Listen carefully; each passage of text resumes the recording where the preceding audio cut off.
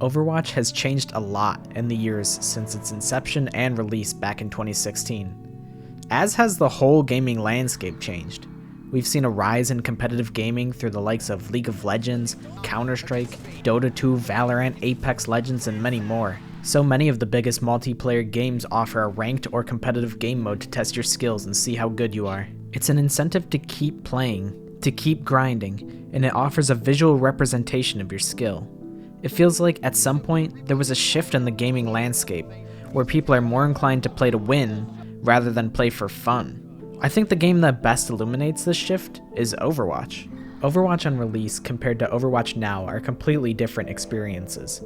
On release, Overwatch allowed you to play any number of heroes any number of times in a 6v6 format. Compared to now, you're limited to 1 tank, 2 DPS, and 2 supports. Keen-eyed viewers might notice that one of the tanks disappeared between the jump from the first game to the second. Which, great job, here's a gold star, yippee! Early on in Overwatch 1, they got rid of the ability to stack heroes. This was to prevent all 12 players from picking Winston, since it was the most optimal strategy at the time. In reality though, Overwatch had an insane number of broken mechanics.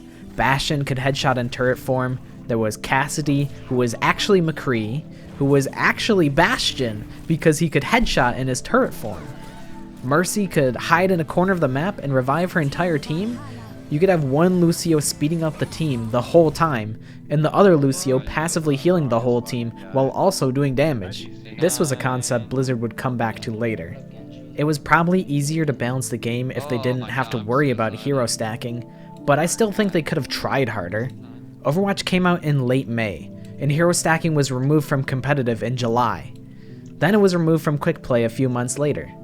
In TF2's competitive mode, you're allowed to play 2 scouts, 2 soldiers, 1 demo man, and 1 medic. Medic is basically the only class with something comparable to an ultimate ability, which is why it's limited to 1 per team. However, TF2 hasn't had a major update in like 6 years. TF2 was never a particularly big esport either. Overwatch tried and failed, but admittedly they had a better run than TF2 ever did. So even though the comparisons are kind of apples to oranges, I think it's something worth thinking about. Most veteran Overwatch players know what they're looking at right now, and the new players have probably heard of GOATS before.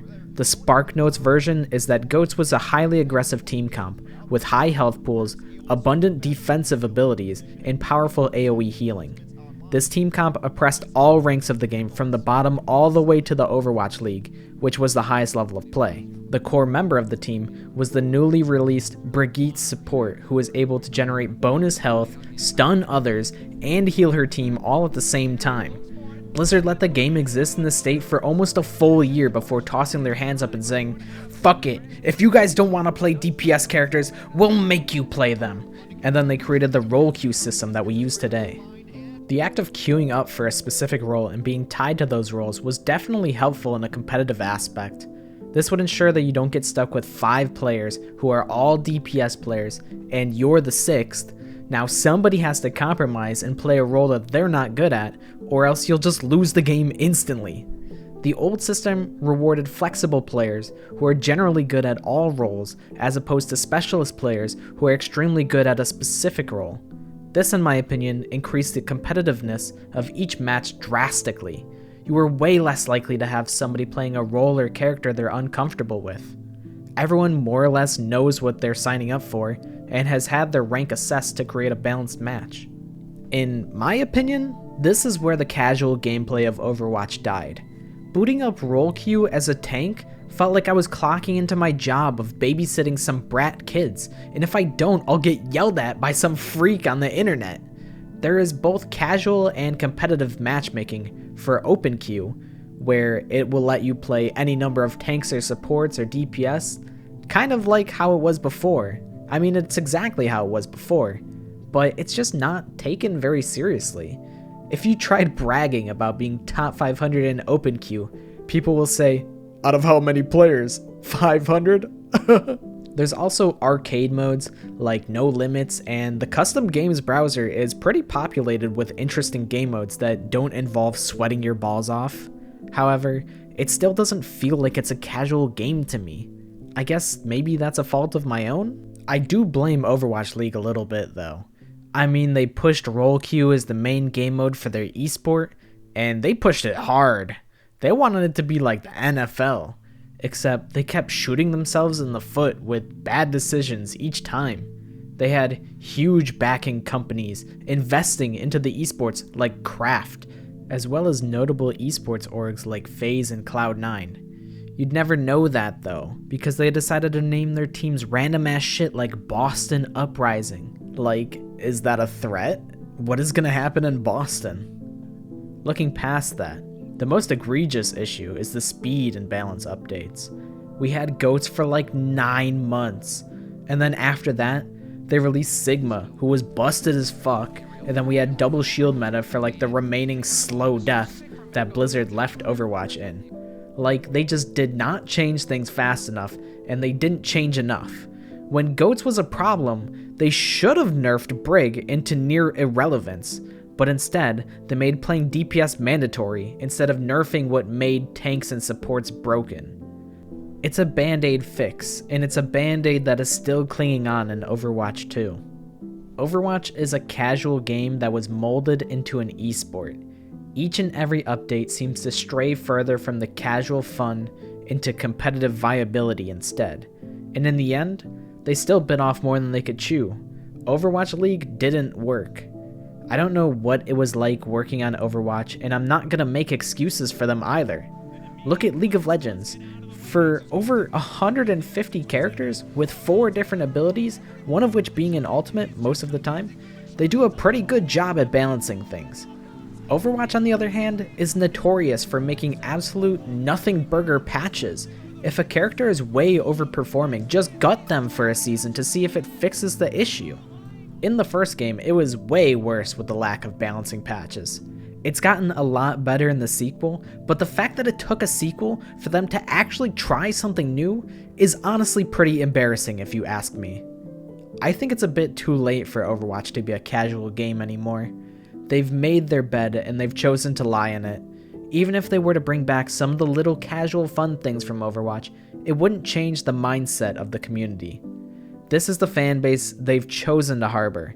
Every content creator for this game is basically just a top 500 player.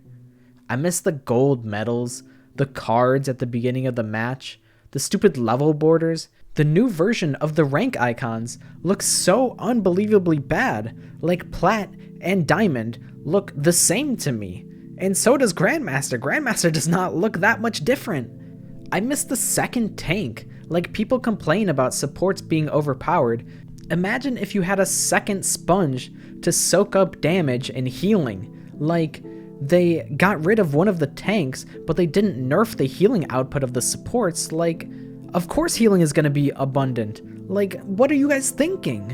Not to mention completely abandoning the PvE mode. Like, that is the biggest coffin of death this game has. Like, say goodbye to the casual experience.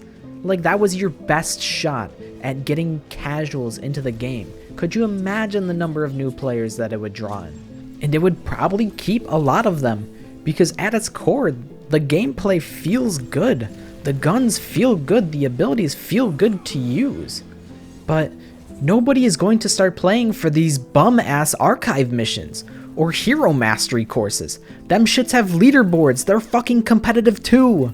None of my friends want to try hard their asses off every game. None of my friends want to play Overwatch with me because the matchmaking would rather the games be as fair as possible rather than as fun as possible. The game just isn't fun anymore. Or maybe it's just me, maybe I just lost sight of the fun.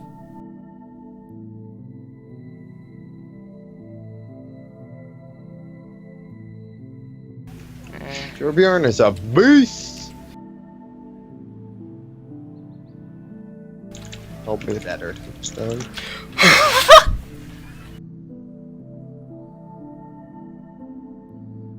I wonder how long it'll be in, like, my time of playing Overwatch until I get bored of destroying the arcade. Oh, fucking never, dude. Yeah. Fucking got a blast. It's great. Each They update, did they'll a add. very good job on their, like, starting areas.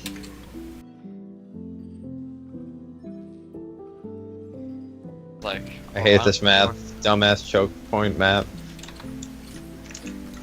Fuck off, Bastion. You piece of Need some shit. help.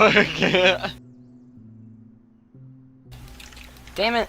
There's a Reaper coming behind you, I think. Oh, someone killed him. I'm pretty sure. Oh my god, there was a tiger. No! No, another one!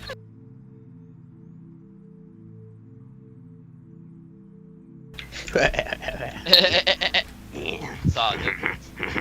That's how I feel when I play this game with Vinny. I'm a dog. I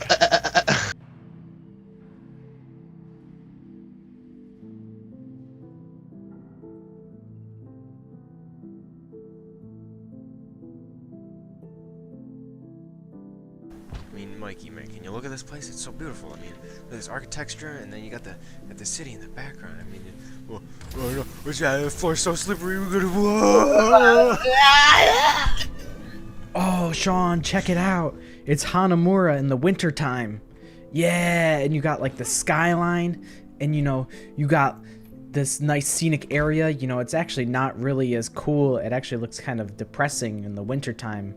What do you think, Sean?